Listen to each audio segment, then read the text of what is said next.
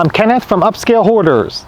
Chris and I have decided to open up our garage and warehouses to give you a glimpse of what we have hiding in our collections. Today we have a 2017 Lexus LS460. This engine is a 4.6 liter V8 engine. Now if you're going to do pedal to the metal, this can do it. You got to get to that cruise ship terminal before the buffet line closes. So step on it and get going. If you're in a hurry to get your favorite early bird special at your restaurant or to get to that bingo match, you'll see it driven a little bit more moderately. This model is an all-wheel drive and comes in standard wheelbase. So here you'll learn some details on what it's like to own this 2017 Lexus LS460. Now this car is specifically tuned for comfort, so handling is just moderately okay. It's not sporty driving, but when you look at the car, you can tell it's a plush luxury car and it's not a sports car.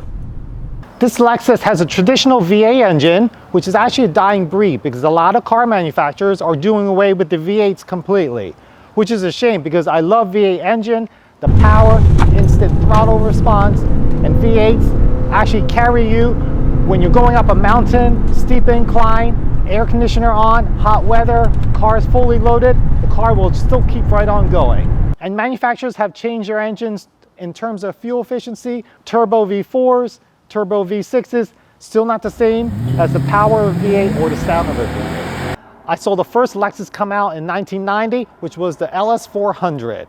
I saw it, I knew I had to get one. This LS has been hiding in our warehouse for the past 7 years. It's a 2017, and we now have a chance to drive it. It was in storage, didn't really need it at the time, so now I brought it out and I actually put 1,000 miles on it in the past 6 months. I think I'm over now 3,700 miles. Yes, that is correct, 3,700 miles. This car is so quiet, it's peaceful and relaxing. I almost forget that the engine's on. The only thing I actually hear is the air conditioner running. There were times in the beginning where I thought the car wasn't running, I would try and restart it again. This car is so quiet and relaxing, even Buddha would approve. When you're in this car, you want to be in one of 4 seats. You definitely want to be in the driver's seat. The next seat would be the front passenger. This is also one of the best places to be in this car, the back seat. I have a ton of leg space. It's almost like riding a limousine back here. Headspace is good, comfortable seats, definitely lots of leg space. So your little ones can still kick about and be nowhere hitting the back of your driver's seat. Now be advised, the middle seat is the place where you do not want to be. So if there's someone that you're driving and you don't like them, that's the seat you put them in. Otherwise, the seat you want to be is everywhere but this middle back seat. The center seat in the back is actually a poor design because it's kind of raised hump. The cushioning is hard, it's not soft, and it doesn't give. And if you're like a tall person like me, your head is like up against the roof here. So there's not much headroom space. So this definitely is just for like a small child or adult that you really want to torture. These rear seats, they do not fold down. So if you need more cargo space, you're gonna have to go with an SUV. If you make a trip to the hardware store, or if you're taking this ski trip to the mountains, this is where you can put a pass-through for a piece of plywood or your skis through this slot. So if you don't have a 5th passenger to torture, you can actually bring this center armrest down. And here, few controls. You have your heated seat adjustments, as well as a rear screen. We're now going to take a look at what's hiding underneath the hood.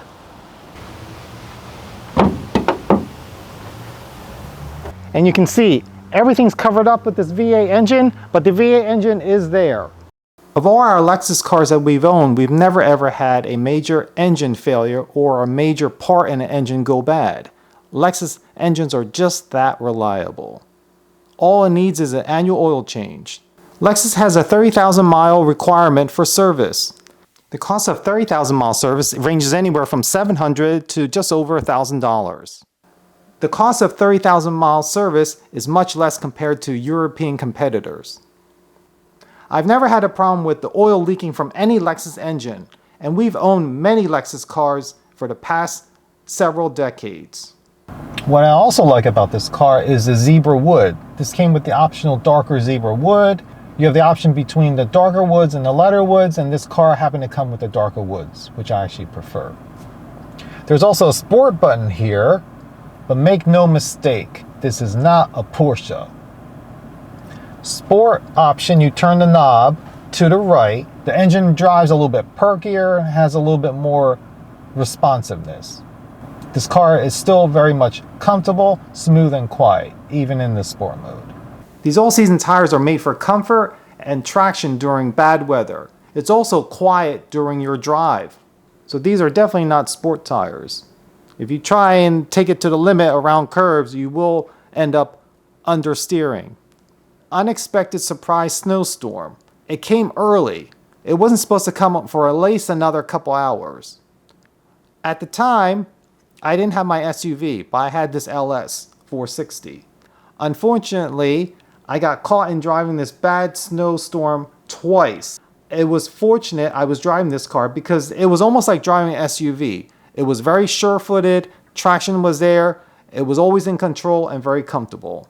In fact, when I was driving over heavy packed snow, the snow had accumulated several inches on the turnpike, and all these SUVs were going at a good speed, and I was able to keep up with traffic. No problem at all.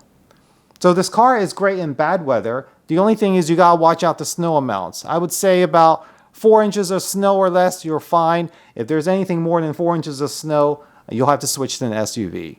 Because at that point, you'll just be pushing snow around, as this car has a much lower clearance than compared to an SUV. Usually Lexus is very reliable because of the Toyota brand, but things do happen and things do break. So it is rare that something will go wrong, but usually it doesn't happen.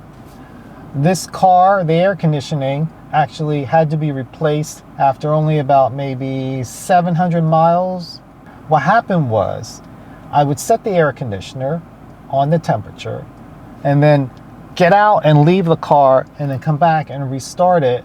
And then for some reason, it seemed like there was someone had tampered with the AC and turned it off. When you set the temperature on this car, it remembers it when you leave and you come back. But for some reason, every time I kept coming back in this car, it would not remember my temperature, and it was completely shut down. Like someone hit the off button. And I just couldn't figure out what was happening. After several times, took it to the dealer, and they ended up replacing the whole module for the air conditioner under warranty. I would say that was caused from some type of Japanese gremlin. Driving this Lexus not only makes a driver relax, it seems to also make other drivers relax and calm as well. Maybe even somewhat friendly. Whenever I drive this LS, people are very nice to me. They let me pass in front of them, unlike when I drive my other Porsches. Lots of things to love about this car. First, it's very comfortable and very pampering.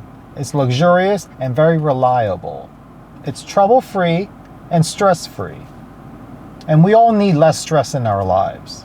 The reason why this car is like spending a day at the spa is because the stress seems to just all melt away.